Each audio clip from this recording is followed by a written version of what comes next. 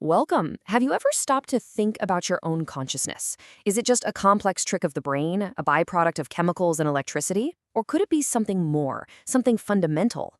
Well, today we're jumping headfirst into the ancient Indian philosophy of Samkhya to explore its incredibly logical proofs for the existence of what it calls Puruṣa, pure consciousness, as a reality completely separate from the material world. This is our 11th explainer on Samkhya, and believe me, we're tackling one of its biggest, most profound ideas. So let's start with the central puzzle. Look around. The universe seems to be made of stuff, unconscious, unfeeling matter. Yet here you are, experiencing it all. You have awareness, subjectivity, a rich inner life. So how do you get from a universe of unconscious stuff to a conscious you? Samkhya's answer is pretty radical. It says you don't. They are and always have been two fundamentally different co-eternal principles. And that brings us to the two pillars of this entire philosophy. On one side, you've got Prakriti. Think of it as primordial nature, the dynamic, always changing source of everything we can possibly see, touch, or even think, from the ground beneath our feet to the thoughts in our head. And on the other side, we have Puruṣa. This is the conscious principle, a pure, unchanging witness that does nothing but observe the incredibly dance of nature. The whole universe of our experience, Samkhya says, happens at the intersection of these two. So here's our game plan for unpacking this amazing argument. First, we'll get a solid grip on Samkhya's dualistic universe. Then we'll see how the text cleverly defines Puruṣa by first telling us everything it isn't. After that, we get to the heart of the matter, the fivefold logical proof for its existence. From there, we'll ask, is it one consciousness or many? And we'll unpack a truly brilliant analogy for how these two principles work together. And finally, we'll see why this whole proof is absolutely essential for the ultimate goal of liberation. All right, so to really get this proof, we have to start with the foundation, which comes from Ishvara Krishna's Samkhya Karika. Now, this isn't just an abstract thought experiment. The entire Samkhya mission of achieving freedom from suffering depends on this. See, if consciousness is a real, distinct principle, separate from the material world, then true freedom is possible. But if it's just a fluke of matter, then we're fundamentally stuck. So here's the brilliant part.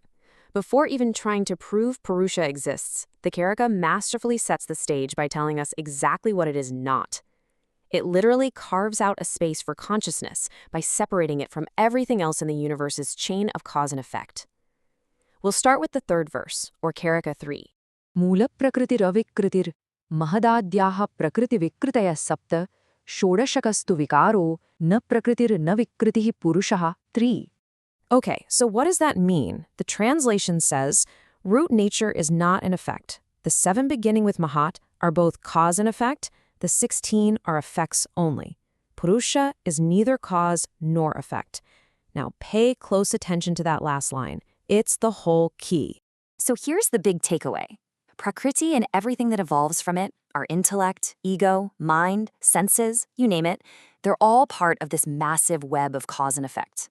But Puruṣa, it stands completely outside of all that. It isn't created by anything, and it doesn't create anything. The philosopher Vachaspati Mishra points out that this is decisive because it makes it impossible to ever reduce consciousness to just another object cranked out by nature's factory. The text doesn't stop there. It doubles down on this distinction in Karika 11, which draws an even sharper line in the sand. Trigunam aviveki vishaya, samanyam achetanam, prasavadharmi, vyaktam tatha pradhanam tadviparitas tatha cha puman. 11. The translation goes like this. The manifest, and likewise the primordial source, is constituted by the 3 gunas, non-discriminating, objective, common, unconscious, and productive. Puruṣa is the opposite. And this just lays it all out so clearly. Everything that comes from Prakriti has these qualities. It's made of the 3 gunas, it's an objective experience, it's common to everyone, it's fundamentally unconscious, and it's productive. Puruṣa, it's the exact opposite. Down the line, on every single point. It's beyond the gunas, it's the subject, it's individual, it is conscious, and it's non-productive. Now, with that sharp contrast in our minds, the stage is perfectly set for the proof. And now we come to the main event, the philosophical heart of this entire explainer, Karika 17. In this single verse, Ishvara Krishna lays out not 1, not 2, but 5 distinct logical arguments that he claims compel us to accept that Puruṣa has to exist. Sanghata pararthatvad, trigunadi viparyayad, adhishthanaad, purushosti bhoktrbhavad, कैवल्यार्थम प्रवृत्तेश्च. 17. Purusha exists because the aggregate exists for another, because there is an opposite to the three gunas and the rest, because there must be a substratum, because there is the status of experiencer, and because there is activity for the sake of liberation. Now let's really dig into these five, because this is where the genius of the argument really comes alive. First up, aggregates exist for another. The idea is simple. Think of a bed. A bed is just a collection of parts: wood, screws, a mattress. Those parts aren't assembled for their own sake, they're put together for someone else, for a user who will sleep on it. Samkhya says your body and mind are the same, an incredibly complex aggregate that must exist for the sake of a conscious user. Second, there must be an opposite. We've already established that the material world is unconscious and made of the three gunas. Well, for any of that to be known or experienced, there must be something that is its total opposite, something conscious and beyond the gunas. Third, there must be a supervisor or controller. The argument here is that unconscious nature, Prakriti, can't just guide its own evolution purposefully. It's like a chariot without a charioteer. There must be a conscious principle presiding over it. Fourth, there is an experiencer. I mean, this is just direct observation. We feel joy, we feel pain. These are experiences. And for there to be an experience, there must be an experiencer. A rock doesn't experience anything. Unconscious matter can't be a subject. And fifth, the striving for liberation. We as conscious beings long for freedom from suffering. This deep-seated drive would be totally meaningless if there wasn't a real conscious self for whom freedom is a meaningful goal. An unconscious machine doesn't yearn for liberation. You put these five arguments together, and Samkhya says the existence of Purusha becomes a logical necessity. Okay, so let's say you're on board. You're thinking, all right, I can see the logic. Purusha exists. The very next question that's going to pop into your head is probably this. Is there just one single universal consciousness that we all tap into, or are there many individual consciousnesses, one for each of us? Well, Samkhya has a very clear and maybe surprising answer for us in Karika 18. Jananam marana karananam pratiniyamad ayugapad vrittescha purusha bahutvam siddham traigunya viparyayachchaiva. 18. And the translation leaves no room for doubt. The plurality of Purushas is established from the separate allotment of birth, death, and the instruments, from the non-simultaneousness of activity, and also from the contrast with the three gunas. The logic here is actually super practical. It's grounded in what we see every single day. Think about it. If there were only one Purusha, one consciousness, then when one person was born, we should all be born. When one person died, we should all die. When one person feels happy, we should all feel happy. But that's obviously not how it works, right? Births, deaths, experiences, these are all individual. My body and mind are different from yours. So Samkhya concludes the witness principle has to be plural. There are countless Purushas. So, now that we know Purusha exists and that there are many of them, Karika 19 goes on to define its essential nature, which flows right out of that original contrast with Prakriti. Tasmachcha viparyasat siddham sakshitvamasya purushasya. Kaivalyam madhyastyam drashtitvam akartribhavascha. 19. The translation tells us, from that very contrast, it is established that this Purusha is a witness, likewise isolation, neutrality, spectatorhood, and non-agency. Now this is huge. Purusha is a sakshin, a witness. It's neutral, just a pure spectator. And here's the kicker. It has akartribhava. It is a non-agent. It doesn't do anything. It only illuminates. And that, as you might already be thinking, raises some really interesting questions about who we think we are. Right? This brings us to a huge puzzle. If Purusha is just a passive witness that doesn't act, and Prakriti is just unconscious matter, how in the world do we explain our own lives? Why do I feel like I am the one doing things, thinking, feeling, and making choices? Karika 20 gives us the answer. It explains the seeming contradiction with the idea of conjunction, or samyoga, the coming together of the two principles. Tasmat tatsam yogat acetanam chetana eva lingam. Gunakartwitvepi tasakarteva bhavyat udasinaha. 20. The text explains this with a beautiful as-if principle.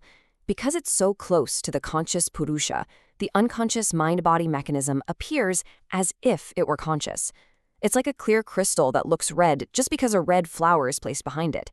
And on the flip side, because all the activity of nature happens in its field of awareness, the totally neutral, non-acting Purusha appears as if it were the one doing things. Our sense of being a doer is basically a cosmic case of mistaken identity. And to really hammer this point home, to make this strange cooperation between an inactive consciousness and an unconscious nature totally clear, Karika 21 gives us one of the most brilliant and famous analogies in all of Indian philosophy. Puruṣasya darshanartham kaivalyartham tatha pradhanasya pangvangdavyor api samyogas tatkritas sarga. It's the analogy of the lame man and the blind man. Picture this. Puruṣa, pure consciousness, is like a lame man. He can see everything perfectly, but he can't move an inch. Prakriti, on the other hand, is like a strong blind man. He can walk, run, and act with incredible power, but he has no idea where he's going. Separately, they're both pretty helpless. But if the lame man climbs onto the blind man's shoulders, they can work together. The lame man provides the sight, the direction, and the blind man provides the action, the movement. And Samkhya says that this partnership is how all worldly experience happens. Okay, let's bring it all home. Let's look at why this entire complex philosophical proof isn't just an intellectual game. It is the absolute foundation for Sankhya's ultimate purpose, liberation, or what it calls kaivalya. This quote just nails it. The proof for Purusha's existence is the pivot point. It's what connects Samkhya's theory of what the universe is, its cosmology, directly to its theory of how to get free, its soteriology. Without this logical proof, the path to liberation would just be wishful thinking. So what is this liberation, this kaivalya? It's not about getting somewhere new. It's about a profound moment of realization.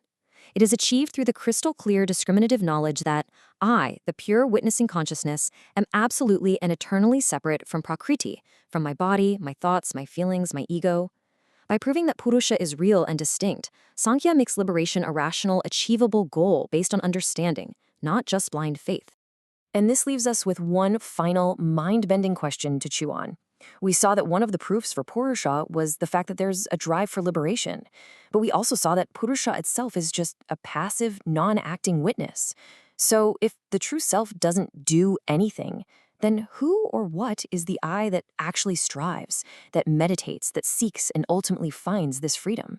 It's a fantastic paradox that gets right to the heart of this philosophy, and it's something worth pondering. Thank you so much for joining us on this deep dive into the Samkhya proofs for pure consciousness. I really hope this explainer helped make these powerful but complex ideas a little clearer. If you got something out of it, please do take a second to like, comment, share, and subscribe to the channel. It really helps us keep these explorations going. We'll see you next time.